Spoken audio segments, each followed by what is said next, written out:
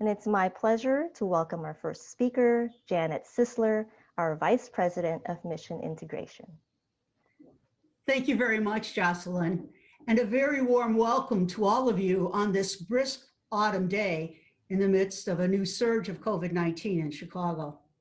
I am Janet Sisler, as Jocelyn said, Vice President of Mission Integration and also co-chair of the Loyola Sesquicentennial.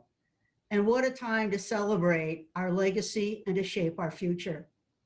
The theme for our Sesquicentennial is, we are called to be innovators of hope. Little did we know when we developed that theme that both our hope and our ability to be innovated would be sorely tested by this pandemic, how the pandemic would challenge us to the very depths of our being. In our 150 years of developing knowledge and service to the world, we have been faced by many hardships, and we have risen like a phoenix from the ashes of death and destruction, generating solutions and being the recipients of many people's talents and treasure. Today, we bring a brief glimpse into the way in which our graduates continue to bring hope and build solutions to some of our world's most vexing social problems. We especially welcome Brother Charles, Provincial of the Ugandan Brothers of St. Charles Lwanga, a double Loyola alum, for his work with the order to sponsor primary, secondary, and vocational schools for the very poor in East Africa. Brother Charles and his order have been one of the finalists of the 2019 Opus Prize Foundation, which was hosted by St. Louis University. The Opus Prize Foundation selected Loyola Chicago to host the 2020-2021 award. We are in the process of finalizing our recommendations for November 2021. And Udian Das, the moderator of today's panel, is one of our Opus ambassadors for 2020-2021. Our other panelists, Marianne, Josh, and Alessandra, are also beacons of hope because of the way they use their Loyola education in service of others and in generating hope for our world. So let us continue dedicating our calling and our talents in generating hope for and with others in our world. Marianne, I'd like to invite you to be the next speaker. Thanks, Jan. And apologies again if you can hear my neighbor's lawnmower in the background. It's distracting me. I hope it won't distract you all too much. Good morning, everyone, and thanks so much for joining us today. I'm Marianne Ryan, Dean of Libraries. And as you know from what Jan just said, and even apart from what Jan just said, this is Loyola's sesquicentennial celebration year or so, disrupted a little bit because of the pandemic with events spanning 2020, the 150th year, and going beyond, during which we'll celebrate many of the significant milestones that led to establishing the university, bringing the Jesuit Catholic mission and values to life, and creating a lasting impact on Chicagoland and the broader global community that it serves. I would really like to tell you a little bit about the most significant piece related to the sesquicentennial celebrations that Loyola Libraries is playing. In 2018, in collaboration with the Center for Textual Studies and Digital Humanities, the libraries applied for and received a substantial grant from the President's Office to fund what's known as the Sesquicentennial Scholars Program for 3 years. This supported 4 graduate students during each semester, known as the Sesquicentennial Scholars, who have worked and continue to work in both the university archives and the Women and Leadership archives, culling information, historic records, photographs, and other artifacts to contribute to a legacy project. The project is a digital exhibit built on 4 themes: Loyola through the years, faith and social justice, student life, and campuses. And it documents the university's rich history as part of the Sesquicentennial Tribute and to serve as a lasting resource for the future. You can take a look at the landing page. I think Jocelyn is going to pull it up for you. There it is, just to give you an idea and to whet your appetite. And I hope you'll take some time and explore the site for yourselves after the program. I would like to acknowledge our partners who are making today's program possible. First of all, Mission and Integration. Second, the Institute of Pastoral Studies. Third, School of Continuing and Professional Studies. Our panel members will be introduced shortly, but I did want to give a shout out to Brother Charles, who is also a library employee and works in the university libraries. This is actually his second stint in the libraries. He had been there at a time that predates my arrival at Loyola. And last but definitely not least, I would like to acknowledge Jocelyn Cheng, the library's communication and community relations coordinator, who pulled all of this together today. So I will now turn things over to Peter Jones, the Dean of IPS. Thank you. Thank you, Marianne. And I cannot go far enough to echo your appreciation for Janet and especially Jocelyn for putting this together. And also, Marianne, the opportunity to join with you. And I'm so excited to see the work on the library's website and these initiatives to move the needle continuously in this kind of way. Good morning, everyone. It's really so good to see so many of you. Some of you I know, and I'm excited to see you again. It really is a pleasure to be here with you all and to join in this amazing team in supporting this particular event, and even more the kind of introspective work that this prompts us to do. I mean, really, this is as Jesuit as it gets, right? A dialogue that includes storytelling and sharing of histories and deep listening, where together we discern the presence and activity of this spirit of justice that's at work in our lives and in our communities. At the Institute of Pastoral Studies, our faculty are engaged in an action research project that I want to mention here. It's focused on the experience of student formation. And in my own preliminary conversations about this, I've heard more than once that formation might not be the right word, that the formation that students undertake to be effective in their vocations, whatever that might be, is better described as a transformation, which is of course the key word used at Loyola University Chicago and at other Jesuit universities. It's a transformative education. Whether in our spirituality or chaplaincy or counseling or divinity programs, whether seeking an MA in social justice or a certificate in spiritual direction, the curricula are designed not so much to catalyze a new process, but to energize, to deepen and nurture a process already underway, a process that prompted those students to apply for one of our programs in the first place. People who pay attention and who seek to know and encounter what is true and good are already on this path. Facilitating an encounter with others who also pursue this kind of work is our job, and what a joy.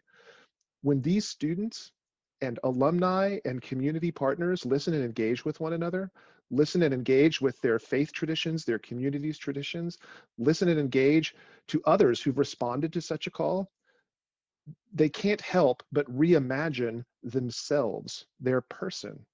They see their context and their history in new ways. And so their identity, their self-understanding shifts. Priorities and values come into focus in a new way. And this is never done in isolation, but through authentic encounter, through community engagement, and through introspective sharing conversations like this one. I'm thrilled to be here precisely for this reason, to listen and to understand, to hear how others have discerned their place and their call.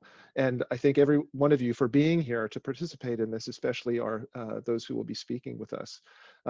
Thanks again to University Libraries and Mission Integration and your teams for the work in putting this together. And especially thank you to all of the guests who are joining us, who share in this vision, who want to discern together where our deepest desires meet the world's need for justice.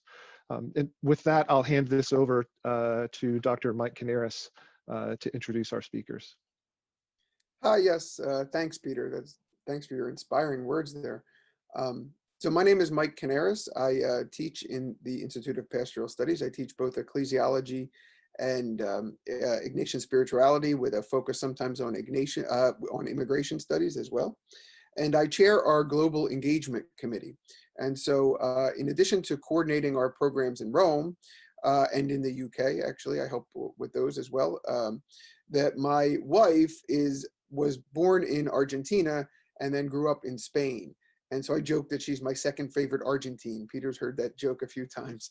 But because of this, I'm particularly interested in our international students, in this global perspective that Loyola offers.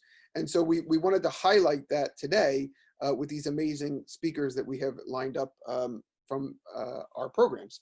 And so we have this familiar and famous theme of seeking God in all things that is so integrated into the Jesuit vision of the world. And now, for the first times, we have found God in all things, including the papacy.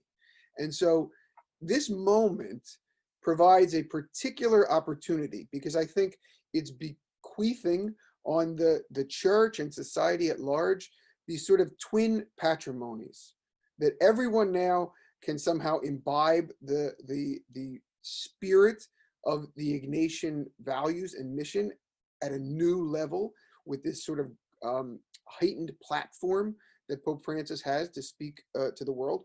And twinned with that is this attunement to the rise of the global South. You know, the first non-European New World Pope.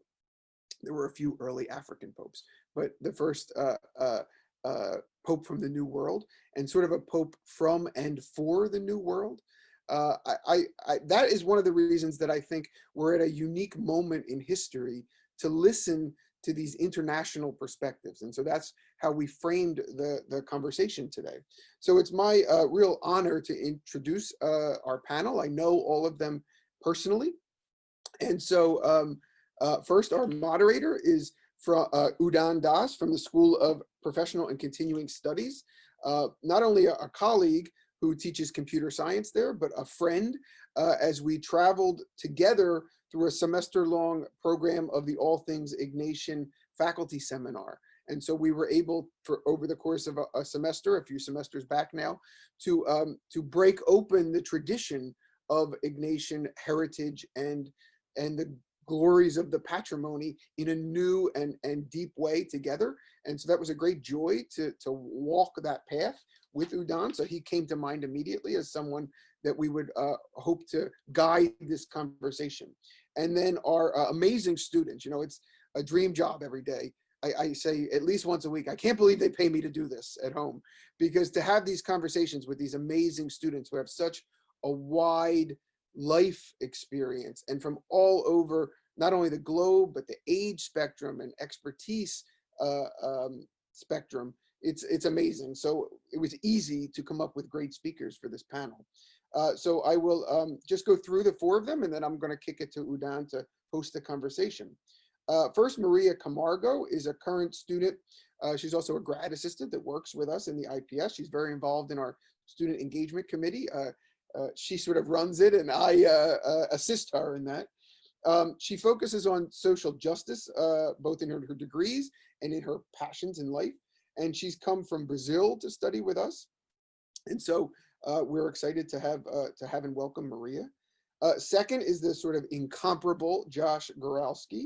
He's the founder and CEO of Unlocking Communities, which grew out of a lifelong commitment and a lifelong familiarity with Haiti. And he graduated in 2019 with a master's in social justice with us, and is one of our most eminent alums, I would say. Third, Alessandra Menendez, a very close personal friend of mine. She is a native Argentinian, as all good people are. And now she splits time between London and South Florida. She's in South Florida today, joining us. She's a former executive for Citibank, and then got that stirring within her that there was more to life than the corporate world. And so she came to study with us, was transformed, and is now a graduate of the MAPS program. And she does all kinds of interesting ministries in her international world. And then lastly, of course, Brother Charles Noueva Gaba, who has been introduced already or referenced already, provincial vicar of the Banacaroli brothers of St. Charles Lwanga, a native of Uganda, and he was the nominee for the prestigious Opus Prize in 2019. And so just a brief introduction of these amazing people that you're going to hear from. And I will turn it over to Udan now to guide us through, and then you'll hear from me again at the end to say goodbye. Thanks so much, Mike. So my name again is Udan Das. My first name is challenging, so I go by Udi. So if people need to call me out during this presentation, you can go ahead and do that. I'm really excited to be part of this, and I think that I was primarily roped in because I have a strong social justice interest, and I talk about it all the time. And so I'm really excited to learn about the journeys that the four of you have taken. And so to set the context before we hear from our speakers, I think what we're trying to learn a little bit today is about the journey that discovery towards social justice and finding your calling, what the journey has been like. And I think we want to hear about what that journey was like prior to coming to Loyola. How did Loyola contribute or enhance that journey, and how has that journey been since leaving Loyola?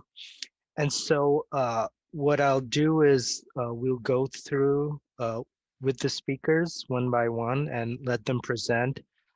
Especially exciting to all of us, I think, is learning about the different organizations that they're working with and the kind of work, mission-oriented and otherwise, that those organizations are focused on. And at the end of the presentations, we will get into more of the discussion. And I would encourage people to, even before we get to the Q&A, to be submitting questions on the chat. I can try to like pick out golden nuggets of questions from there, and that actually makes my job easier as well. So I would definitely encourage that. And so without further ado, I'm going to invite Brother Charles Nueva Gaba, whom we've heard a lot about, and to hear more about the work that has been going on with the Banacaroli brothers and the St. Charles Lwanga brothers. So Charles. Hello, Dan, thank you very much. So my name is Brother Charles, and I belong to the Order of Brothers of St. Charles Lwanga, founded in Uganda, but working in East Africa, in Uganda, Tanzania, and Kenya. And what inspired me to come to Loyola?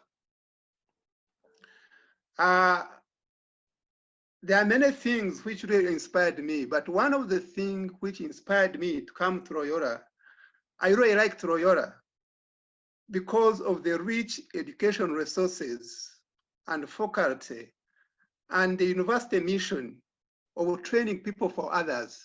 And how do I come to know this? We have been in partnership with Royal University for almost like 30 years with them. And there are the brothers who came here and came back and finished their degrees and came back to Uganda, to Kenya and Tanzania. And when I looked at them, the way they were doing things, it was completely different. It was very unique. I was given many options. I was supposed to go to Italy for my studies, but I chose Loyola. And because these brothers had something unique, the way they were doing things, the way they were integrating their education into the services. And that's partly what really inspired me to come to Loyola, to see where these brothers got this information and got this education.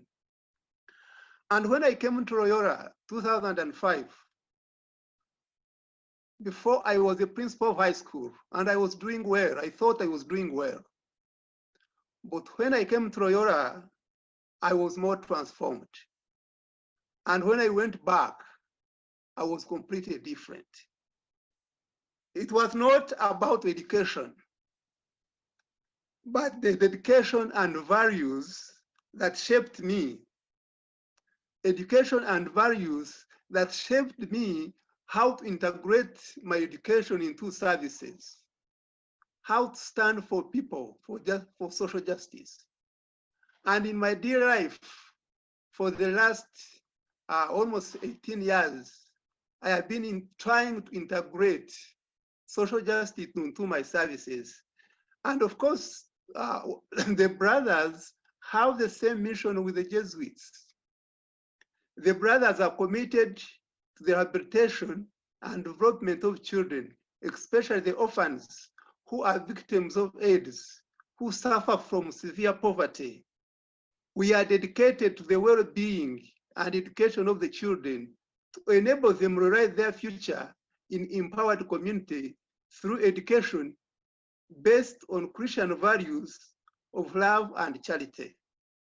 And this is what I've been trying to integrate. And Loyola shaped me into a different person up to now, that even last year I felt I need to come back to get more knowledge about helping people in need. Right now I am in IPS school, and I am doing my master's in counseling for ministry. And why did I come for this?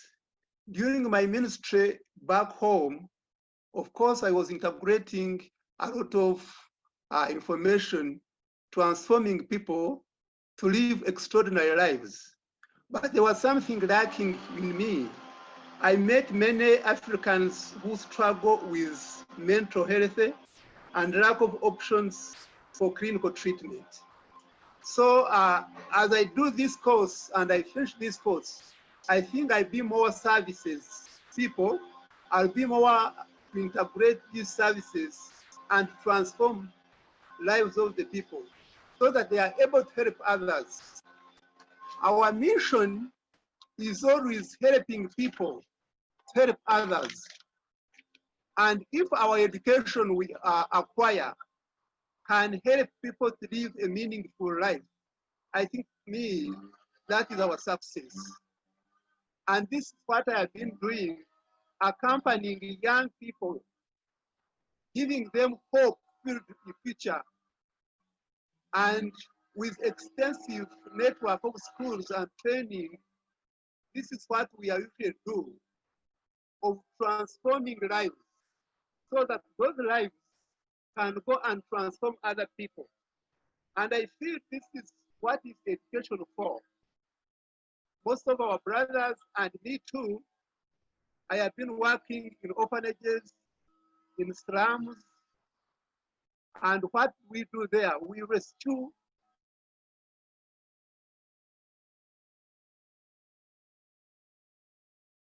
thousands of children from streets and slums.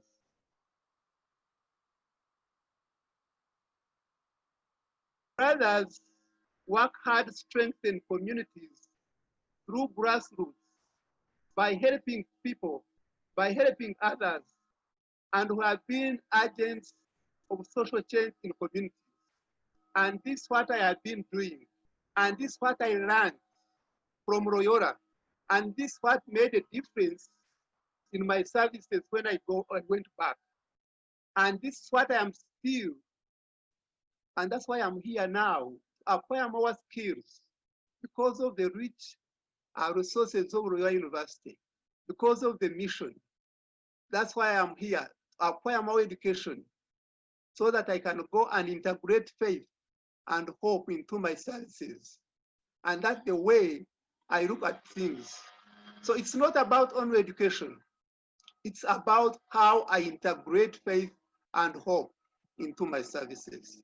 And this has really helped me serve people.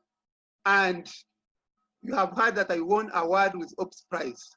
I think this was one of the things which really attracted these people from Ops Prize also to give me this award. And this started from Loyola. I am very proud of Loyola. And I have been blessed to have been given gifts of spirits that I have been able to use as an instrument of God in quest for justice. accepting his plan, recognizing his presence in my ministry. I have had extraordinary journey of service in Uganda, in Kenya, and Tanzania.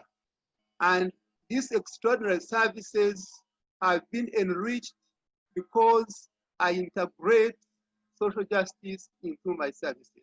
I find God in everything, in every person, in every creature. And this is, I feel that people should do.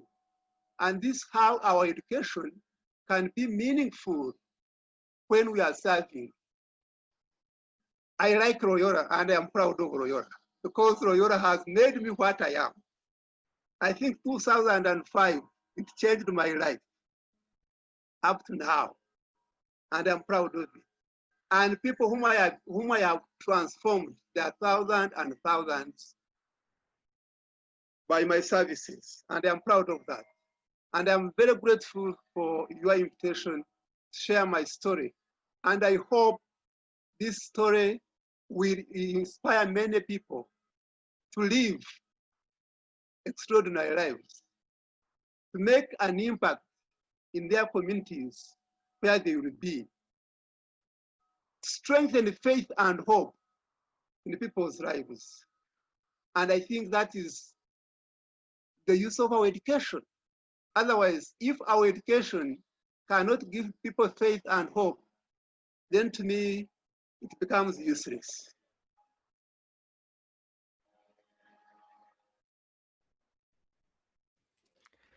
And now I have also a message for the youth. The youth are the people for tomorrow. And what do I tell them? Let us go ahead. We have the challenges in this world. We have climate challenges. But if we find God in everything, and we answer what Ignatius said, go out and set the world on fire, the world would be different. Thank you. Thank you so much, Brother Charles. And I do have to say that at a personal level, just what you said is so inspiring. But as a representative of Loyola, I also have to make a couple of comments. One is, I think that you're giving us too much credit, right? I think that a lot of this is you yourself. And I think it's fantastic that Loyola has helped to enhance that process for you, but so much of this is you yourself. And the second comment I wanted to make is thank you so much for being such a wonderful representative of a Loyola education and what it means to be a person for others. So thank you so much. I want to move now to Alessandra. If you are ready. Here we go. Let me unmute my microphone. Can you hear me? Perfect. Okay. Jocelyn, I don't know how to put up the slide. Just to keep me, I can talk, so this will limit my 10 minutes. But hello to everybody, and it's an honor to be here sharing among you and just listening to the profiles of everybody on this chat and this gathering. It just humbles me. You know, I feel completely unfit to be here, but I just want to share a little bit about Loyola and my experience at IPS, and how in hindsight I am able to look back and see how the pieces of my life kind of came together in the moment that I joined Loyola IPS. So I'm from Argentina. I'm from Buenos Aires. I was raised by the nuns of an order called Nuestra Señora de la Misericordia. It's Our Lady of Mercy. They're an order of nuns from Savona, from Italy. And they settled in Argentina in the 1800s, basically to educate women and to found hospitals for the elderly. So it's not a coincidence that that was the direction that my ministry took, but it did not happen in a linear way. So one of the motto of the founder, Santa Maria Giuseppa Rossello, was cuore a Dio, mani al lavoro, so heart to God and hands to work.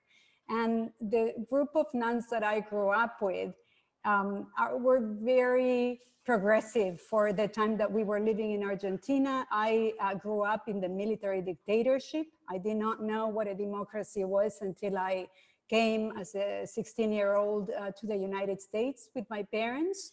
So the nuns were quite progressive, and they had to be very careful because we used to get audited, even our math books. If the author was considered a communist, our math books used to be retrieved, and the nuns could get into trouble. One of the books that I loved and was inspirational to me was Pedagogy of the Oppressed by Leonardo Boff. The nuns hid that book deep in the back because he was in the blacklist for the military in Argentina. He was considered to be a communist. And, but you know, it didn't matter because what was modeled by the nuns, regardless of what the military labeled, it was pure Christianity, and it was a lot of the values that I found in Loyola. And so I always say, when somebody asks me about my vocation, I think my vocation found me because as I said, it didn't happen in a linear way. And this community of nuns, one of the things that to me made such an impact, the order had the older nuns. There was quite a clash between the more senior nuns, the elderly nuns that were in the convent, and this younger group of nuns. There were 5 nuns who had all studied to be teachers. So education was, to educate women was their goal, and to give us not just kind of pouring information into your brain, but make us inquire, make us inquisitive, challenge things, try to understand. And so it was very unusual. And sometimes when I compare notes with fellow Argentines, they didn't have the same experience that I had with my Catholic education. So my impression and my first experience with the church was amazing, because I had this group of nuns that really lived the Christian message. It was modeled to us. So some of the things that were required as part of our education were to visit orphanages. I know in the United States you don't have that. We had them in Argentina. So that was a shock to me as a student, just to see that there, you know, in my same city, there were so many people suffering and such young children. So we were required to do community service, and everything was always paired with some action. So there were a lot of activities that were part of the curriculum, that we had to be part of the community and give something to the community. And that was instilled in me from a very young age. And I always think it was a grace, because there were other people who had the same experience, but not everybody is receptive to the calling. So I think we're all called, but not, it's like the children, when you're calling them and they're distracted with their video games or something else. And so not everybody responds to the call. And sometimes we respond to the call in different stages or in different parts of our life. So going a little bit forward from Argentina, I did ministry, mainly catechism, spiritual formation, in San Antonio de Padua. That was our local parish. And then when we moved to the United States, I continued to do that at St. Brendan Catholic Church. And then as I was graduating from high school, one of the ministries I got involved in was visiting the elderly and the sick at the Mercy Hospital in Miami, Florida. And then there was a huge gap in my life. I graduated, I started gearing up my career in business, so that distracted me and kind of separate me a little bit from my roots. Then I remember that as a young married couple, we work really long days, sometimes 12, 13-hour days, and we were exhausted, and but the focus was on career, and so that was a distraction that lasted until we had our first child. And it was quite interesting because our son started asking about God, and he had all these questions, and it was amazing because through him was that I went back to church and I went back to ministry. And it was a great experience for me to see how a young person that's a complete canvas has this orientation, has this, you know, what I learned, let me put to work my Loyola IPS knowledge, the Vorgrief that Karl Rahner talks about, this pre-apprehension. And so to see that in my child, something clicked. And I remember I wanted to become involved again in community, because that was what I was craving. And throughout my experience in the United States, when we had moved to Wilmington, Delaware, because everything became career, the culture, especially in corporate America, was very different from where I had come from my own culture, and very different from the values of what a Christian community is. So, there was a lot of conflict. I was very conflicted internally because, you know, career I had these parameters. There was this career person, this persona that I had to be. And then there was this tension constantly kind of pulling me, well, you know, I'm unhappy. This is not who I am called to be. And so, and also being a mother, the first years were quite challenging, trying to juggle all the things and the internal conflicts that we experience. And so I remember making a call to sign up our son. He was 3 years old, and to sign him up to catechism classes. And they said, well, you know, unfortunately, we don't have enough volunteers. And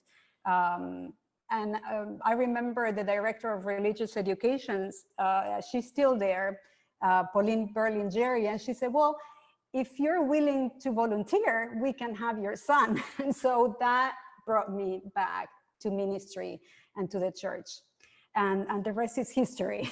That just continued on, and we moved around because of work. And by the time that we moved to Spain, I had assumed that being in Spain would be like being in Argentina, and I soon discovered that Europe, although we are very Eurocentric in how Christianity is presented to us, that Europe did not, the church in Europe was very different from the church in Latin America that I had experienced. So it was quite difficult. Then we moved to the UK, and then talk about culture shock, because I had also said, well, you know, we will be like the United States. No, it's not. And because of history, as you all well know, and Catholics were persecuted. So the Catholics are very, very conservative Catholics. And so that was very different from the community of nuns that I grew up with, because that was always my point of reference. That's what I thought should be what the church was, that we really lived our Christian values and that we were inclusive. So the nuns we did not just go to Catholic orphanages, or we did not do work just for Christian organizations. We did work for the community, regardless of what people's religious beliefs were, or what their affiliations were to the church, or if they were outside of the church. As a matter of fact, the nuns had, they took students who were Jewish, or students who did not believe, as long as they respected our festivities and our celebrations and our prayers. And so I grew up in that environment, which is quite unusual in the 70s. And I don't think it was a mistake or by coincidence. I think that God, honestly, when I look at my life, I can see now, because obviously it's easier to see in hindsight, what the plan was for God, how God was shaping me, for me to understand what it was that I'm looking for God to put the tools that I needed at the right time when I was mature enough to appreciate and make use of those tools. And that's where IPS comes into place. I was very frustrated. When we moved to London, again, I wanted to recreate the community that I had experienced with my nuns back in Argentina growing up. I wanted our children to have that experience. I approached the parish priest. He said, well, we don't have anything like that. We only do sacrament preparation. But I tell you what, if you're willing to put something together, you're welcome. And so we all got involved. My mother was living with us at the time, my husband and the children. And we started with a handful of people. We were 6 families, and in 7 years, we grew to 150 families. And it was incredible, because we were blessed to experience the kind of Christian communion that I had experienced growing up. And then, unfortunately, as it happens with the Catholic Church, they moved our parish priest, and then somebody else came in, and he wanted, to go back to sacrament preparation. He thought it was too much to handle. There were too many ministries, too many things, and he had other agendas. So that made me think, why can I use the skills that I have from the business world into the parish world? And so why don't we have a process in place where it's not dependent on the parish priest, but it's dependent on the community? So if the parish priest changes, the process is in place, it doesn't matter who the players are, but the ministry continues. And then that led me to IPS. I kept on looking at the program for years, and it was never the right time. And then we had our younger son, and then I thought, there will never be the right time. But I just felt that compelled to reach out, and then everything fell into place. And I tell you, my first class, and Peter, not because you're here in the call, but your first class was just like that. And it was that book, Faith Seeking Understanding.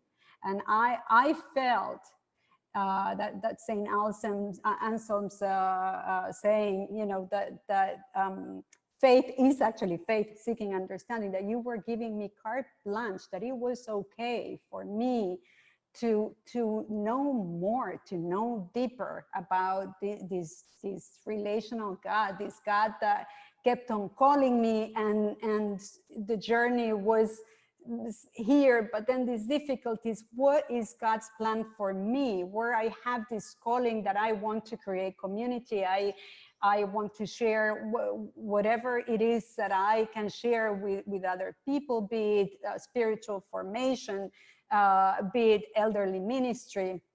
We did amazing things with the Carmelites, by the way, and one of them was we started the program with young children, but really we wanted to get the families involved. And so in that hour that we had their children, then we started all these other ministries for the parents. And then we got one of the things about London and big cities, as you know, is the loneliness of the elderly. So we started this ministry where we had these children, a lot of them are uprooted people from all different countries, and they don't have the extended family around them. They didn't have the grandparents. And then we have all these elderly who were so lonely. And so we did the grandparents program, and we started the children getting involved with the elderly, and they would host teas, and for 7 years it was wonderful. And so I knew it was doable because it came to happen.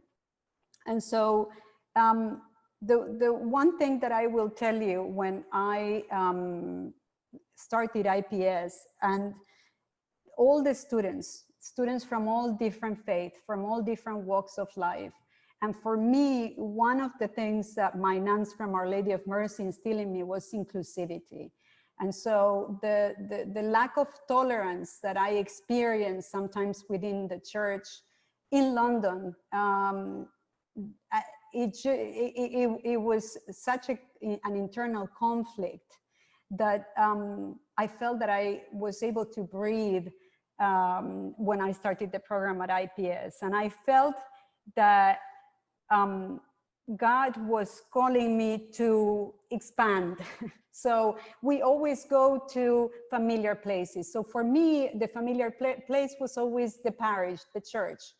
But then I started thinking, and it was because of Loyola, I started reflecting on my experience and my own journey. And I started thinking, well, the nuns used to teach us about, in English, you call them basic ecclesial communities. So we call them comunidades de base. And I think there's a Brazilian here in the panel.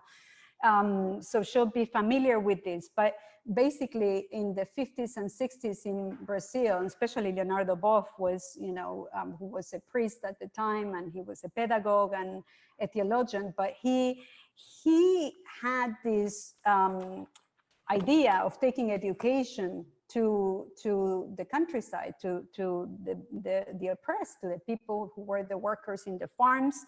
And then from there stemmed bringing the church to the people. And so when I heard this, when I actually heard this at Loyola in my own formation, it felt like a validation, and the light bulb went up. So I need to bring the church. It's not me going into the church and trying to row people into that parish, but it means that my mission is much more expansive than that. And so I started elderly ministry in nursing homes. I go to Nazareth House until COVID. Unfortunately, that ministry, we're trying to figure things out. We still have, now we have a second lockdown in the UK. And, but I started going to Alan Moorkill, to all other nursing homes that are not Catholic, that are not Christian, but it doesn't mean that the need is not there for the elderly. And so the ministry for the elderly, for me, especially now with COVID, has been an eye-opener, because we talk about those at the margins, at the peripheries of society, and we think of the poor. Well, in a city like London, the poor are the elderly, because they're absolutely neglected. Actually, they were not even counted in the first statistic that the government published with all the death from COVID. And so, and I'm going to throw this, and I know we will have other conversations that probably will stem from this, but one of the things I was thinking is, well, how do I do ministry now that I cannot go in person, that I cannot access them? And I thought, well, and I like some of the programming of EWTN, but some of it I find a bit exclusive, some of the message. And I thought, well, would it be possible to put together something like EWTN, but more inclusive, so that it could be in the nursing homes, so that, you know, so that at least there could be some way of us doing ministry when we cannot be there in person. And but all these things really came about because of my formation. And again, as Peter said, it's not formation. I was looking, I always look at the definition of words in English, because I not being a native speaker, sometimes I will use transformation versus transformative, and transformation means change and transformative means a new creation. The education that I got at Loyola was transformative. I became a new person. I was in terms of my spirituality and my faith, I was a teenager. And so I had not matured, and it was a grace that I experienced with all the classes,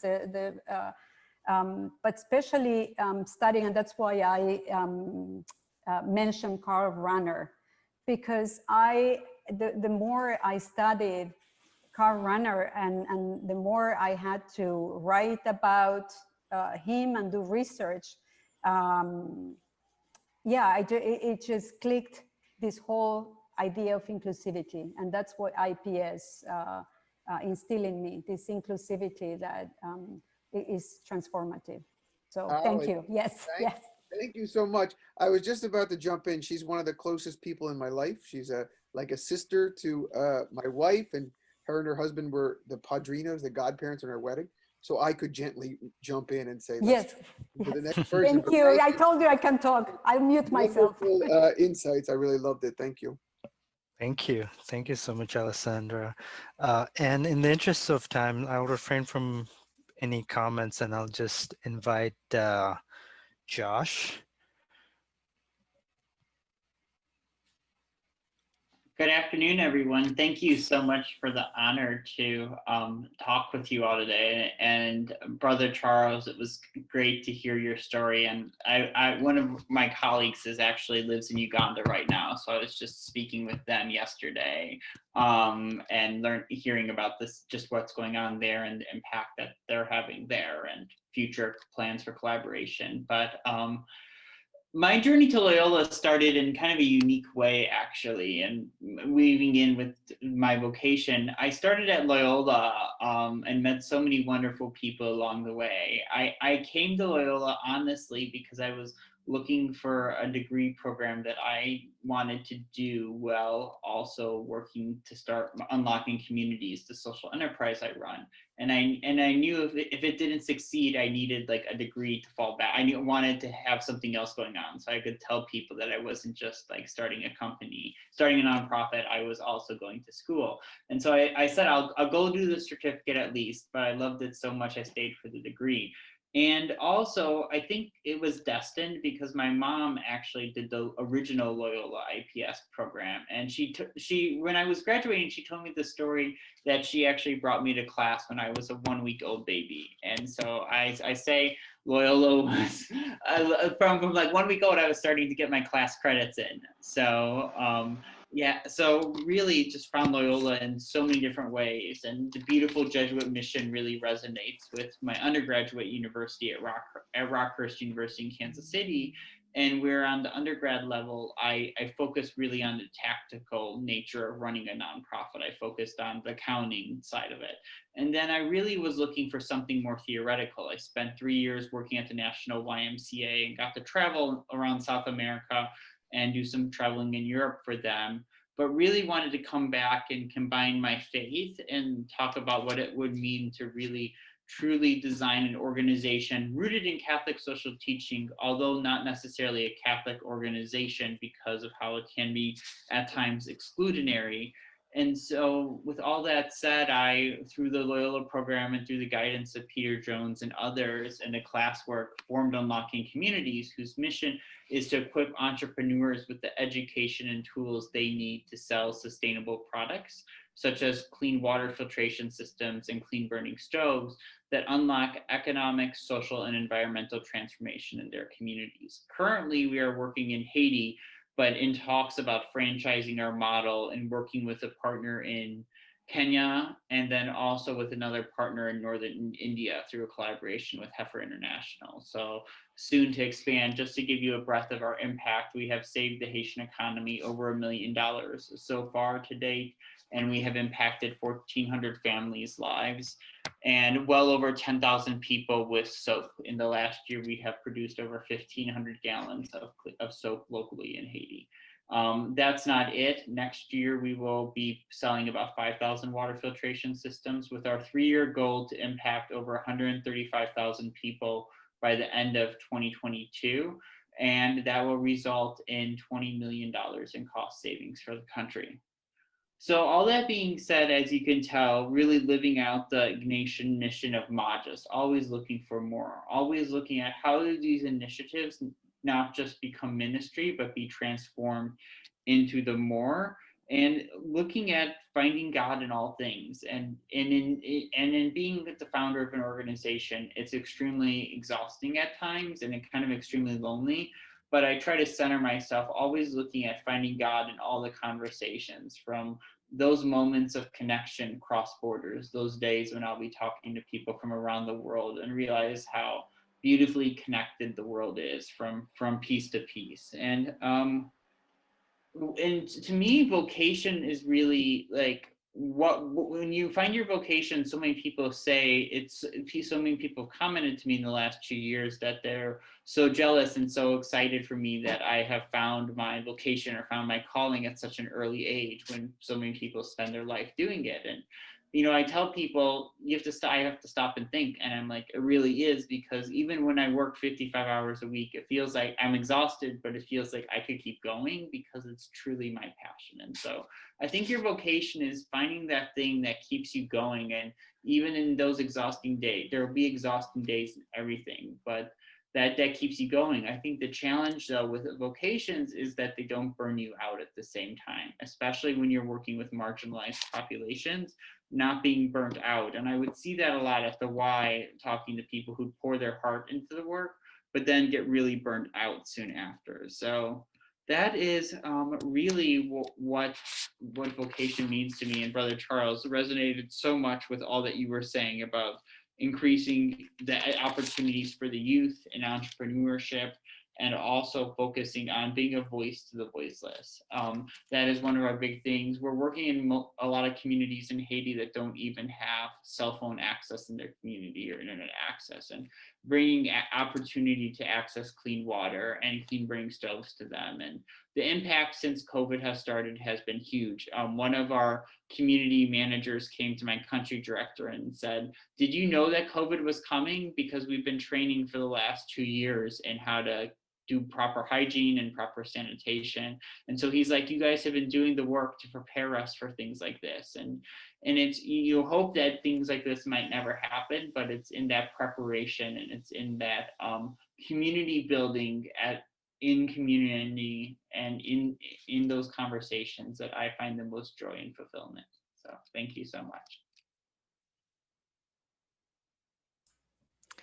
Thank you so much. And it just makes me swell with pride to just be associated with Loyola, to see all the amazing alums that we have and all the amazing work that is being done. And with that, I will invite Maria. Hi, guys. I feel kind of like what Alessandra said earlier. I feel like I don't belong here because I'm a few steps behind. But I am looking for my mission. I guess that's why I came to Loyola.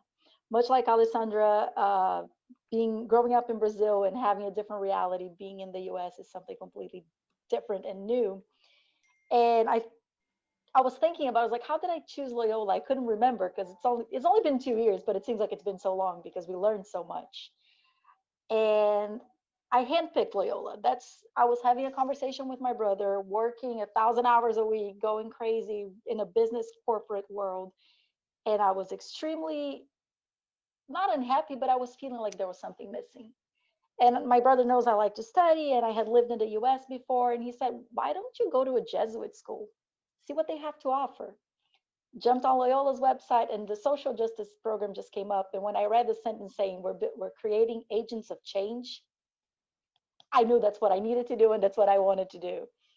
So there was no question. I just applied to Loyola, and I'm like, all right, they better take me because I have work to do, and I need to find how to act that vocation, which is that feeling inside that we have that something needs to be done, and we need to do more than what we're doing. And being in Brazil, it was hard for me to see the problems within Brazil. Alessandra mentioned the basic ecclesial communities. I actually wrote my graduation project, my integration project on them. And I had never heard of them before. I lived in Brazil most of my life. I never read Pedagogy of the Oppressed. I barely knew of Leonardo Boff until I got here and I started reading about the Brazilian culture, the Brazilian work with the vulnerable populations, and all the wonderful things that can be done and that I could be doing. So I had to step away to see it from a different perspective, come to the US and be a minority and see how minorities are treated so I can actually be more empathetic to the people that need the help in Brazil and create a better ministry or work with something that is already happening in Brazil that will have a greater impact. And I was done with my MA last semester. But then Josh created this path for us with the social enterprise, and I just had to stay here a little bit longer and get a certificate in social justice, social enterprise, so I can make the work even better, because all the knowledge I have with business can actually be profitable and help others in vocation. But it had to be a Jesuit school. It had to do with education. I grew up in a Jesuit school. I went to school from age 6 to high school to Aloysius in São Paulo, and the Jesuit culture is just ingrained in me. I never really realized it until I started thinking about it now and reflecting upon it. We would go do service. We would go at 12 years old, visit orphanages, go talk to people at elderly homes that did not have a family. And that was normal. Every semester we had a whole day, no class, we go do this. And once I grew out of it and I was in college and talking to people that didn't have that experience, I realized how valuable it was and how it impacted me in wanting to do more and wanting to serve others, not just work for me. So being in class with people that are already doing the work, when I met Josh in my first semester, I was like, what? He's doing that? Wow. Okay, I can do this too. It's inspiring. And so many other of my classmates that work with homeless populations and that work for nonprofits and that do so much at such a young age is inspiring, and it's motivating, it's energizing. So I know that once I'm done, I have a lot of work to do, but it can be done. And that's pretty much it.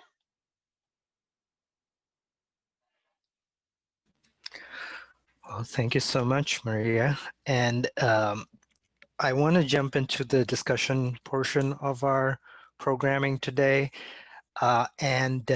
I think just in terms of ground rules, if all speakers, whomever I call upon, could keep your responses to 1 to 2 minutes, I think that would be best, so that we can also hear from some of the others.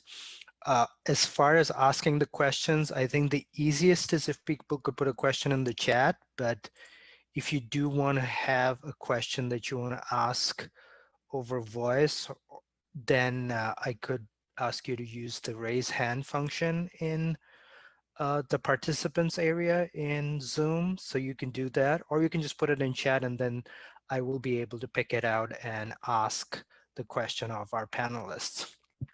So the first question I want to ask is a question from Morris Jensby, and I think it's a really interesting question that a couple of different people have kind of referenced, talking about business or career and balancing that with doing the work.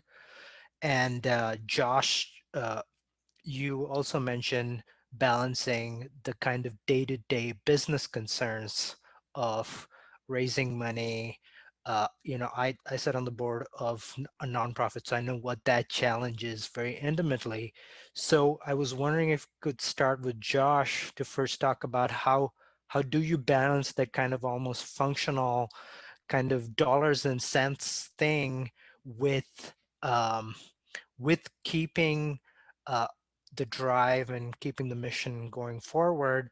And then a kind of related question is bringing the dollars and cents piece to ourselves, right? So a lot of our students who may be tuning in today may be thinking about, well, I am really interested in doing social justice work, but I'm also interested in developing on my career in a professional capacity, and then how do I balance that with um, doing mission-oriented work? So I'll start with Josh, and then I think we'll go to Alessandra and to Maria.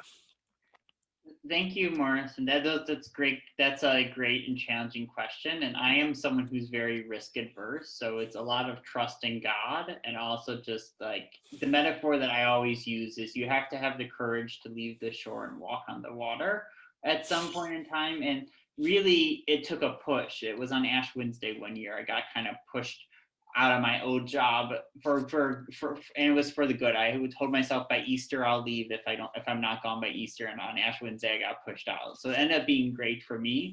But it takes that push for everyone, or that jump. It takes you jumping or like stepping out on the water and like hopefully having the courage to leave the side of the shore, right? Like there were days when I'm like, all right, I'm out kind of beyond the point of no return in writing the business plan for unlocking communities. Another thing I've heard someone say is you have to just keep telling people about it. The more people you tell about it, the more they'll hold you accountable to actually doing the work. But the fundamental thing I say above, I think all else, is that you have to be able to pay yourself first too.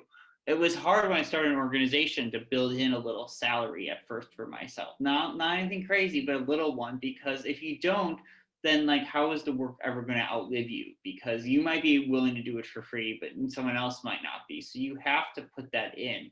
And I've worked in the nonprofit sector now for over a decade, and I have seen plenty of jobs and talked to friends. I've told friends to leave their jobs at nonprofits because they're making too little money for the organization and just being taken advantage of. And so organizations that really value your work will find the money to pay you a living wage, is what I'm convinced. And if they don't value your work enough, then I think that's a good reality check to avoid getting in a situation where you get burnt out of the work and then end up having to leave working in ministry at all because of the pain that has caused you. And I see I'm part of this Facebook group and see those stories pop up all day long, and then just my colleague and I chat them to each other just because it's like another one of these stories. But yeah, that's a big piece, is just making sure the organization will do it. But I truly believe if you're making a substantial difference in the world, there will be money. We're starting to see the light in the tunnel of not having to survive day to day and working on bigger strategies. Our organization is set to grow by about 250% this year, hopefully, with the emergence of some bigger funding sources as well. But it's the random connections. It's some of the most random places. I never thought that the money for our support this year would come from where it's coming from. And then, obviously still needing to find more. So it never does go away, and it's honestly exhausting. And, if you're ever a founder of an organization, you might as well just assume you're like a full-time fundraiser. So I could keep going, but that's my brief answer. Well, no, I mean, and thank you so much for that perspective. And I think, being a nonprofit leadership, I can speak to that if you want good people to do good work, they should not be doing that work for peanuts, right?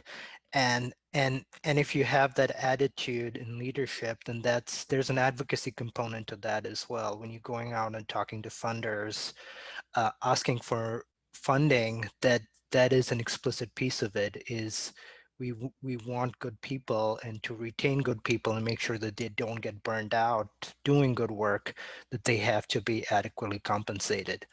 Alessandra, do you have anything briefly to add? Yes, very briefly, and exactly the same thoughts. But I just want to say, because many of our organizations, including the parish, a lot of the work comes from volunteers. There's this, unfortunately, there is this mindset that the work doesn't have to be quality because, well, I'm volunteering, well, it's a non-for-profit, well, you know, and that's absolutely the wrong spirit in which things are being done. And just exactly as George said, and Dias said, if this is a priority, if this is really a work of service, a work of love, then it should be even more important than a career. It should be even more important than when you recruit any professional in a profit organization. So I think that we really need to pave the way and to make people understand, and it's changing the mindset that no, because I am committed, because this is a service of love, then I strive for excellence and I strive for top quality. And so people deserve to be paid, because we're all about social justice. Where's the justice in shortchanging someone for their hours and their effort? And you know, and to do good, you need money. We work in a world that, you know, you need to function. You need to put food on the table. You need to pay schools. You need to. So obviously, that's a cultural change mindset that we need to work for, you know, in the nonprofit industry. Great, thank you so much. That is really insightful and insightful at the same time. Maria, if you want to add anything, and I will also kind of start to transition into another question that Mike had posted on chat. And after Maria, I want to hear from Brother Charles as well, either on the question that we're already discussing, or how do you see your work as being this distinction between helping others and inspiring others to also join the work, and whatever comments you have on that, to Maria. Well, I admire what Josh and Alessandra said, because I have a really hard time with all of that. And that's part of the reason why I had to leave Brazil, because with a full-time job, I had to just completely drop it. I couldn't balance both. And I'm learning by watching other people do it that you're able to make a profit or make money and still help others. There is a balance there. As for what Mike asked, I feel like we're in an age of technology that allows us to lead by example from home. And this is a start. I'm not quite sure how to do it in a broader sense, but for the new generation, internet, social media kind of sets a tone for that. Yeah, I mean, Instagram isn't just to like show off your latest Loyola scarf, right? It can also be to like show off the kind of work that you're doing with organizations that you're working with, and that highlights the work that those organizations are doing as well, if you shout out to them or add a hashtag that mentions them. Brother Charles.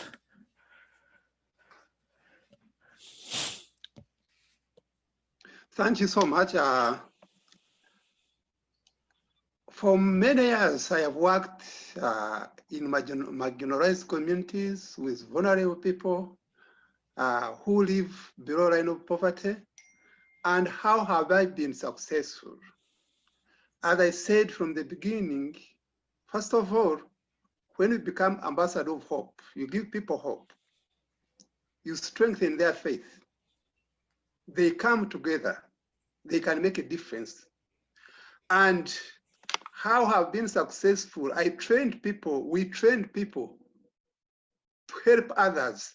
And when people are energized and they have that hope and oneness that they want to make a difference, everything can be successful. I have seen with my eyes people who are living below the line of poverty, that they can come out and even own their personal industries.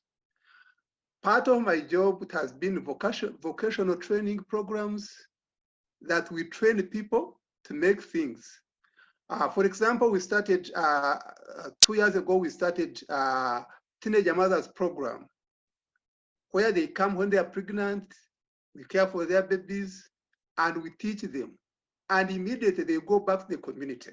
And that's the transformation I really want to see, a change in people's lives. Because if you really give education to one person and he goes outside, transform another person, it becomes the chain. And at the end of the chain, there is success. So to me, it's not even about money. It's working together, transforming each other. And when you have the respect for dignity and justice, people will come and follow you. Because what we need right now in the world, it is how to integrate our social justice into our services. And when people see that, you become exemplary and people will follow you. Because that's what some of the people don't want money. They want that to have the hope. So I think that has been part of my success in dealing with marginalized communities and vulnerable communities. Thank you.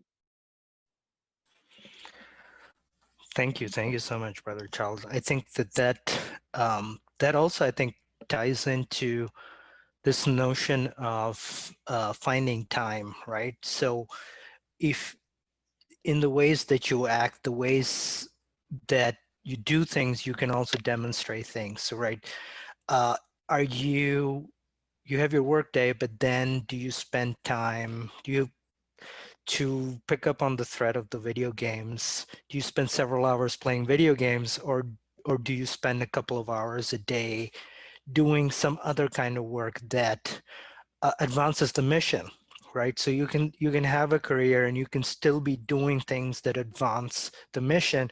And the great thing about doing that kind of work is, even though it may feel like that's going to be a burden, the draw that you get is, at least in my experience, much more than you can get from a couple of hours of entertainment, right? The physical, spiritual nourishment that you get from that kind of work is incomparable. But also as an MC, I feel like this is my time to provide some comic relief. So listening to Brother Charles, I was thinking about that, the kind of dichotomy we have between feed a man to fish and eats for one day, but teach a man to fish, and they can keep on feeding themselves, but also that they can teach others to fish. And there always seems to me, and Mike and I think we've joked about this before, that there's a tension. And I think the right answer is you got to feed the person while you're teaching them to fish, right? Sorry, I just felt like I'd just say that. So I think that there's a question from Peter in the chat, and that's a question that has kind of occurred to me as well, because we've heard about the journey, kind of what your past was, what coming to Loyola did, and what the work that you've done after. And we're wondering kind of the discovering of that calling or vocation, is that kind of, did that emerge as a perfectly composed moment in time? Was that a gradual process of something that happened over time? And in what way did your Loyola education or experience play into that process of either the aha moment, if it happened in that perfectly composed moment, or something that happened over time? How did Loyola contribute to that? And I'm going to actually put Maria in a tough spot to ask you this question first, to see where do you find yourself in that question right now? Oh my gosh. I think it's a process, but at a certain point, it was like a slap in the face. Like, this is what you need to do. It, it had been building up, but there was a moment where I couldn't just sit and wait for it to speak to me. I had to go do something. And I feel like that's the problem. Sometimes we feel that vocation and that calling, but we're so wrapped up in our careers and whatever we're doing with our lives that we don't allow that to be present, and we don't allow that to change what we're doing, which is partially why I had to step away completely, because otherwise I would just keep working and do whatever program I could on the side, but not actually do the work. And coming here and having to be a full-time student, this is the focus, this is the goal. But it's divine intervention. It's listening to God. It's seeing God in all things and just kind of letting him take the lead. And it's very scary at times. Alessandra, do you have anything to add?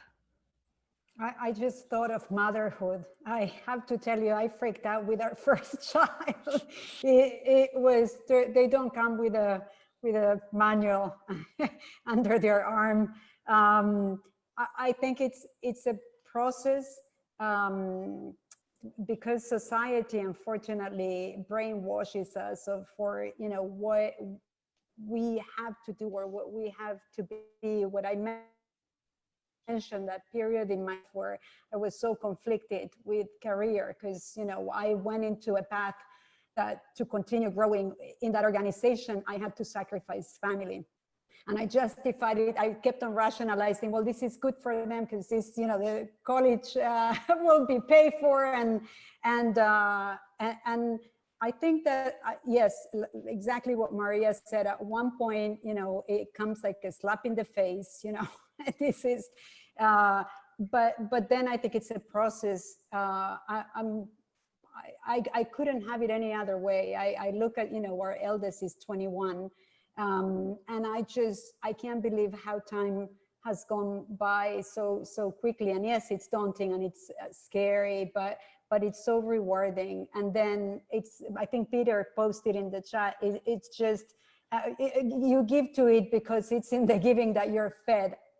It's fuel. I found that in ministry, going to visit the elderly, bringing the children to do, because to me, the reason why I chose that ministry with the children is to prepare the next generation. And my vocation as a mom is because what I leave behind is the children who will model what they saw at home. And, when it's giving back, that we're part of a community, it's not about me. It's all of us are one body. And I don't mean it being Catholic or within the church, because I think it doesn't matter what religious affiliation, or if you don't believe in anything, we are one body. And so it was a process, but the slap in the face was a wake-up call. A slap in the face that initiated the process, perhaps. Brother Charles, you said that 2005 in Loyola was a transformative year for you. Do you have anything to add to this question of the discovering your calling process? Yes, thank you very much. And as I said, before I came to Loyola University in 2005, I was a principal of high school, and I thought I was doing well. But when I came to Loyola 2005, I did my undergraduate in economics, and later I did my master's in education, specializing in supervision and administration. But I think what I really found very unique with Loyola, because every university almost have the same education. I think what I found with Loyola is dedication and their values, and how to integrate social justice in your services. And I want to tell you, when I went back 2010, I was completely a changed person, very simple and humble. And I think this gave me opportunity to understand people. This gave me opportunity to find God in everything. In everything. When I talk about everything, I hope you understand what I mean. But before I came to Loyola, I think I was serving, but there was something lacking. And that's what I was saying. The brothers whom I knew, whom I was following, they were very unique in their services. And I think what has helped me, it is the mission of Loyola, training people for others, making a difference, make an impact in every community you go. And I can witness this, and I have proved this for the services I've been giving people. And people usually question, where did the brother Charles go for his studies? Because there is something unique.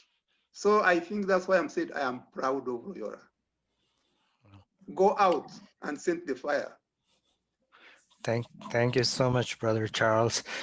And I'm going to end this by asking Josh the same question, but with a slightly different variation. And then after Josh, I'm going to ask Mike to pick it up with some closing comments. And I want to thank everyone who has joined us today, and especially our speakers, Brother Charles, Alessandra, Maria, and Josh. And so, Josh, the question I think is this, kind of picking up from a thread from both Maria and Alessandra, is that I think for some of us, and especially for, I think, some of our students who are here and who may be tuning in or may watch this recording later, I think for some of us, the calling is already there, right? And we already kind of know what we want to do. And I think that there is almost a question of how to operationalize that calling, how to make a career out of that calling, how to make a life out of that calling. So if you have any thoughts on that before we go over to Mike. Yeah, and actually, Brother Charles, I have the Loyola poster, Go Set the World on Fire, right above my desk. So I was looking up at it. And I put in the chat a great variation on the Teach a Man to Fish story as well. But I think to end with to go back to your question, it's really about, to me, and I tell my peers, I'm like, for the first time, we could end poverty in our lifetimes. We know the answer to solving poverty. It's just a matter of if we're willing to do what we need to do. We have the technologies, it's a distribution and access to them. And I think more and more with the world's become interconnected, we know the technologies from around the world, right? It's going and spreading those technologies and models and methodologies of community organizing.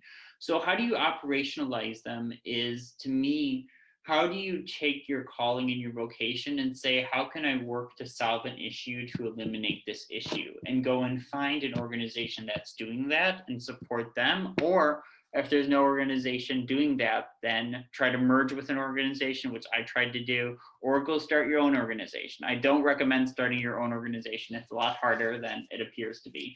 Highly not recommended.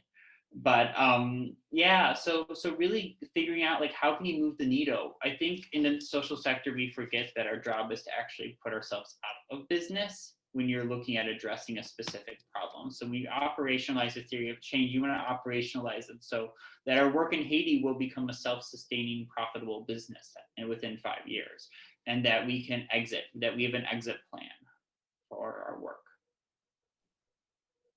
Great, thank you. Thanks, Josh and Udi. Thanks to all of our speakers, Alessandra and Brother Charles, Maria, Josh again.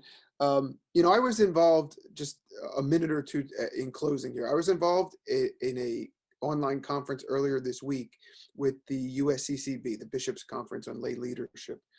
And they asked, what nourishes you in your professional life? And it was a cool thing the way they did it, because as people answered live, it made a word cloud, you know, as it developed.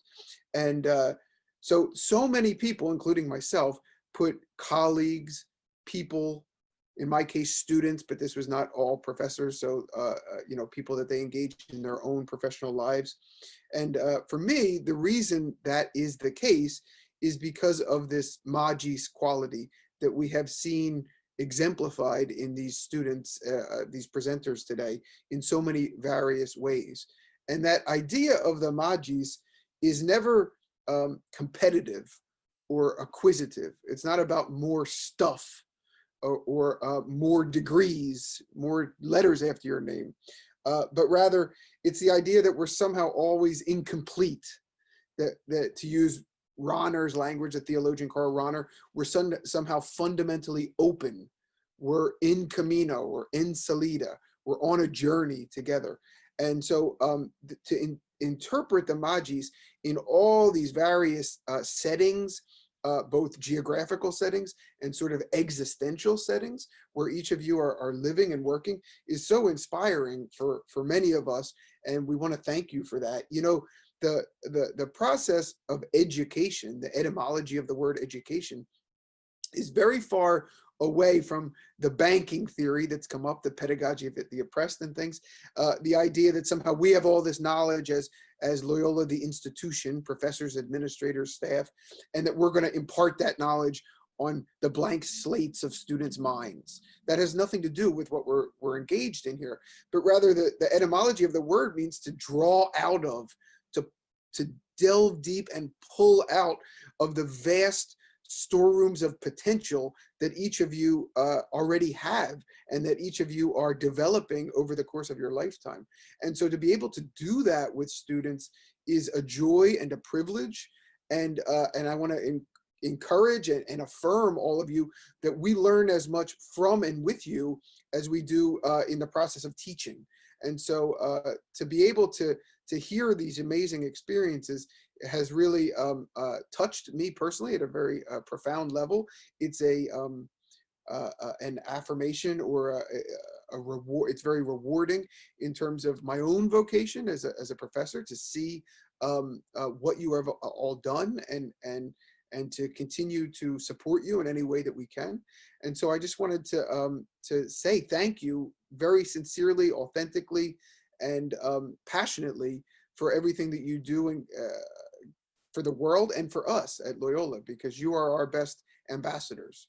So I will close then. I don't know if Jocelyn, if you have any logistical things to close, or we can just say thank you and end there. Thank you very much to everybody for joining us.